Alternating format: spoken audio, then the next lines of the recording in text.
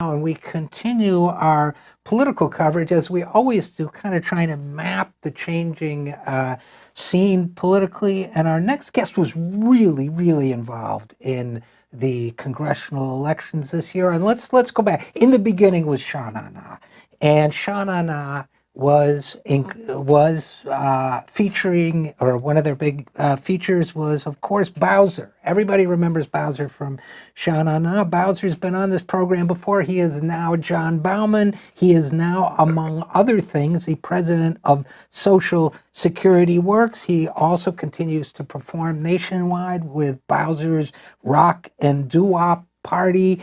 And as president of Social Security Works, PAC, he has done a lot of groundwork in this last election. He's here to talk about it with us now. So first of all, John, thanks for coming on the program. Well, thank yous, Richard. Yeah, how did I do on the introduction, by the way? I think I went a little long, but yeah. No, that was very good. It was very good, except at one point you said I was president of Social Security Works, which is, of course, Nancy Altman, but then you said PAC, that was good. That's me. Okay, good. So I knew it was me. Boy, I'm going to get a call now. No.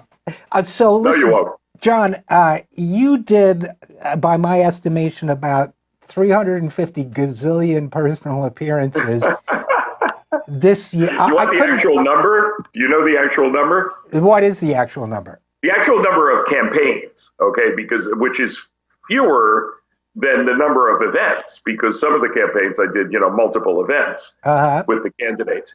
But the actual number of different campaigns that I went into was 57.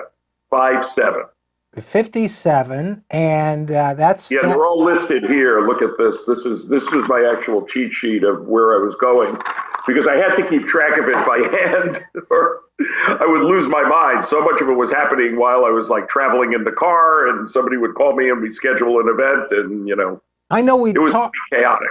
I know we talked from time to time, you and I, and you would be in a car going from Iowa to Montana or something. I mean, it was just insane. There were very long drives. For instance, on page 3 of this, there was, I would do things like I flew to Chicago, picked up a piano, a digital piano, because as you've seen, I think, that's kind of part of my routine when I tell the story about my mother seeing me at Carnegie Hall.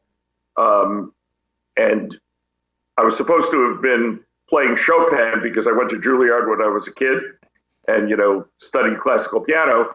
So I was supposed to have been playing Chopin, but instead at Carnegie Hall, I was singing Ramalama Ding Dong, and she was totally fine with it. It made no difference. Carnegie Hall was just...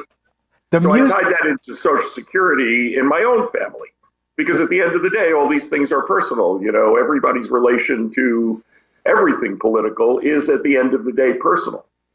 Listen, I couldn't agree with you more, and I've got to say that when it comes to issues of Social Security, Medicare, all those things, I went through all of them with my mother in her waning years, long-term care, every single aspect of it that you can mention. And then, of course, drug prices, we cover a lot on this show.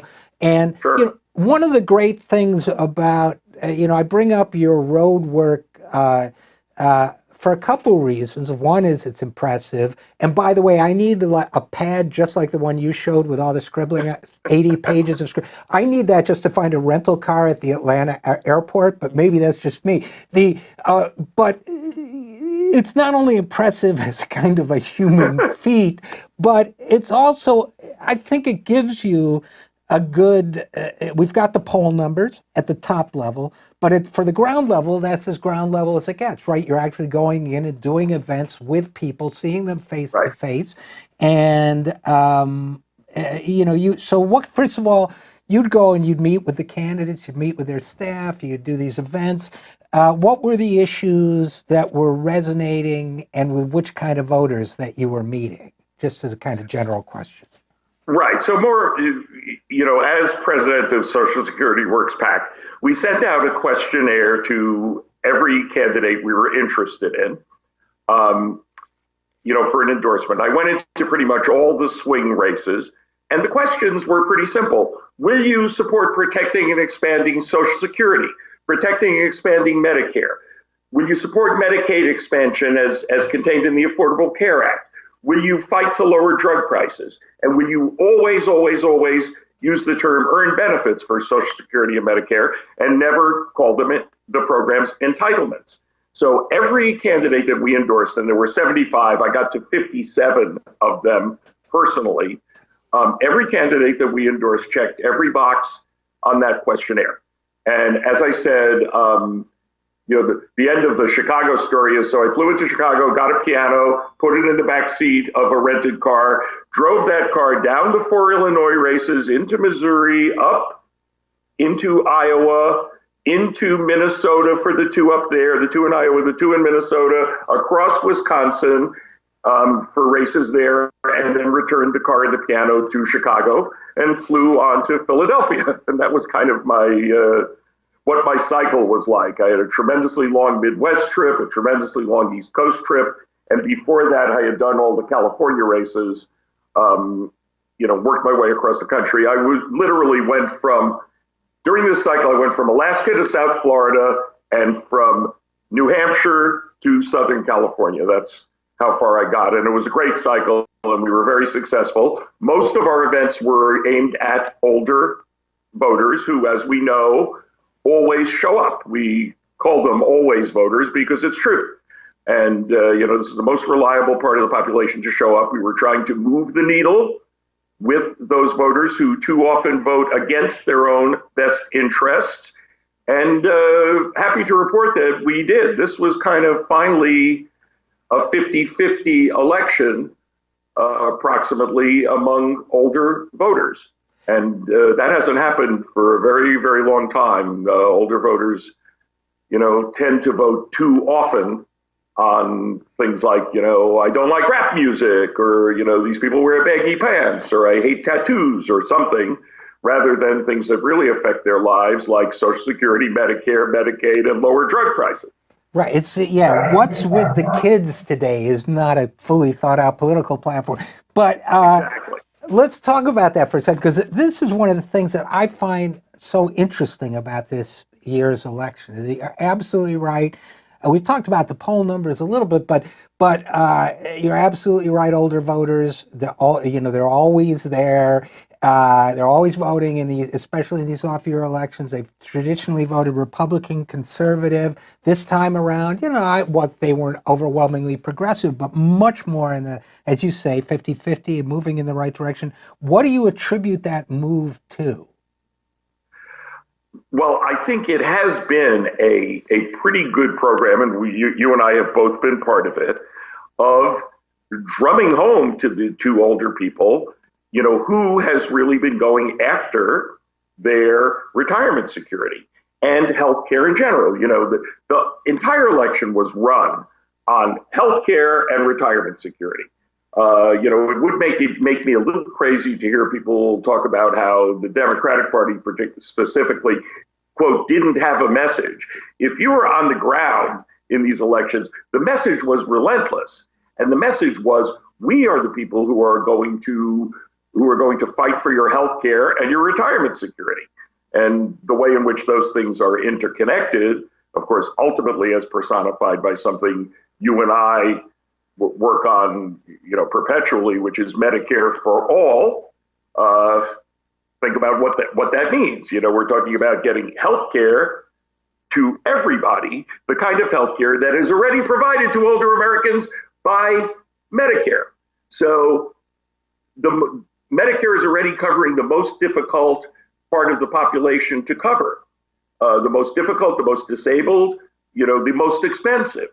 So to expand that to cover everybody's easier than the population that Medicare covers already. But my main point is the intersection between healthcare painted broadly and retirement security issues. The intersection was palpable during this election, and it did move the needle with older voters. It moved the needle with all voters, and that's why I think we had a successful cycle, frankly.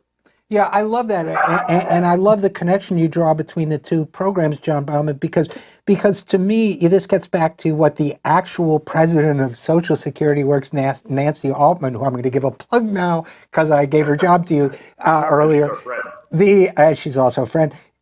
She's always saying, she's always talking about the original vision of Social Security was a comprehensive program that gave everybody, security, that gave society, everyone within society, security.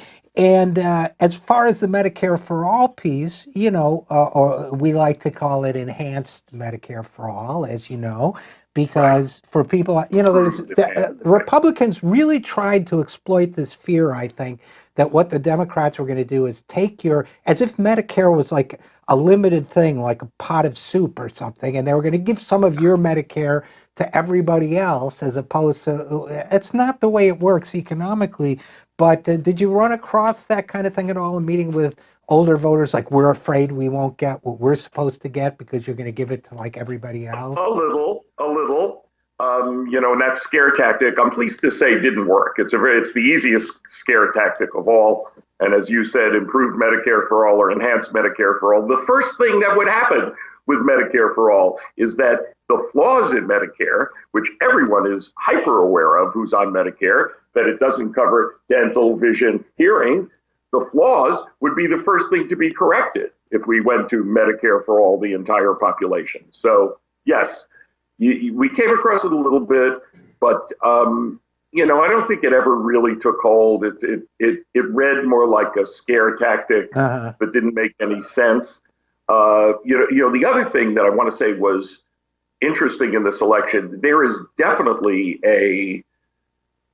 an increased understanding out there, and this was also palpable, about Medicaid and the fact that Medicaid pays for 2/3 of long-term care in America, and that long-term care is now something that's affecting more and more American families to the point where it's almost every American family already. Because people immediately relate to this once you tell them that it's Medicaid that's paying for 2/3 of long-term care. They immediately go, "Oh my God, that's my grandfather, that's my sister, that's me."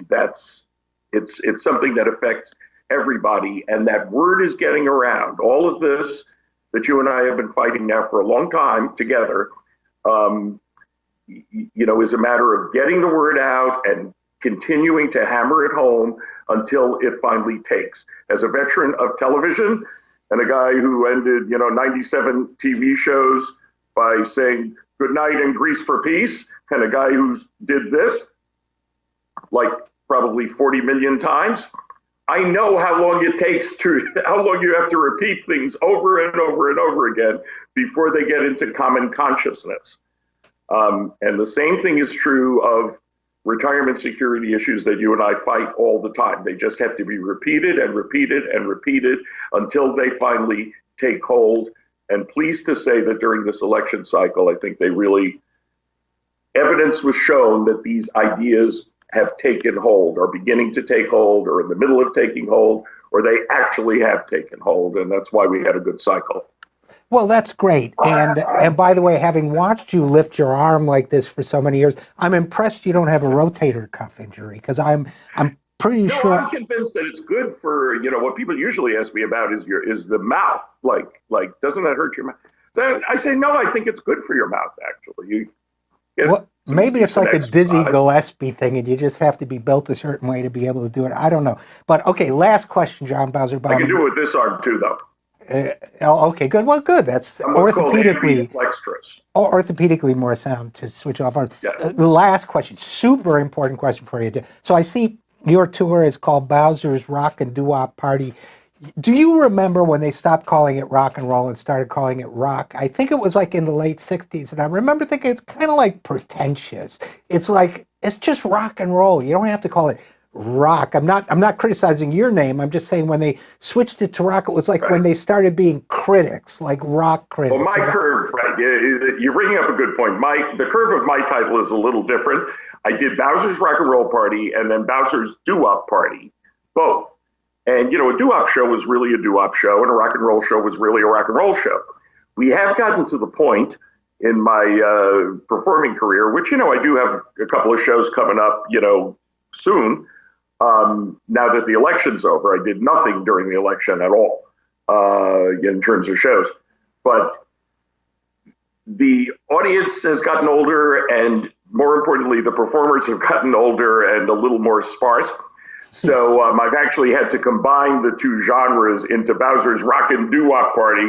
So I'll have a show where I have like one coming right up with Little Anthony and the Imperials, who are Stone Cold Doo-Wop, and Freddie Boom Boom Cannon, who's absolutely just a rock act, and they coexist on the same show. But the audience is basically the same for both of them. Oh, so yeah, sure. And by the way, I saw Little Anthony about 15 years ago at an event, and he was singing incredibly. He's still great. He's amazing. People, you wouldn't believe it. I mean, my friend Jay Siegel, who sang The Lion Sleeps Tonight, with the Tokens, sure. He sings The Lion Sleeps Tonight in the key of F exactly. If you close your eyes, you think the record was playing. And he, like Anthony, is in his mid to late 70s somewhere, and sounds as good as he ever did, if not better. It's really remarkable, and it's one reason why it's fun to still do the shows. I get out there and hit the low notes as best I can, but on the campaign trail, just to give you an example, usually at the end of my endorsement, I go, bum bum bum bum bum bum bum bum bum bum dang a dang dang a ding a dong ding, vote for Andy Kim. Right. Well, retired Blue Moon. And I brought up Andy Kim because he took cello lessons and his mother took him there, and he was inspired by my Carnegie Hall story, and I love him. Well, by the way, I knew it was Blue Moon, but maybe I'm glad you explained for our audience. All right. Yeah. So unfortunately, we're going to have to leave it there because it's always great talking to you, John Bowzer. Bauman, of course, Bowzer of Sha Na Na and the Rock and Roll Doo-Wop Party, and president of Social Security Works, PAC. Thanks for coming on the program. Well, my pleasure, Richard, and grease for peace.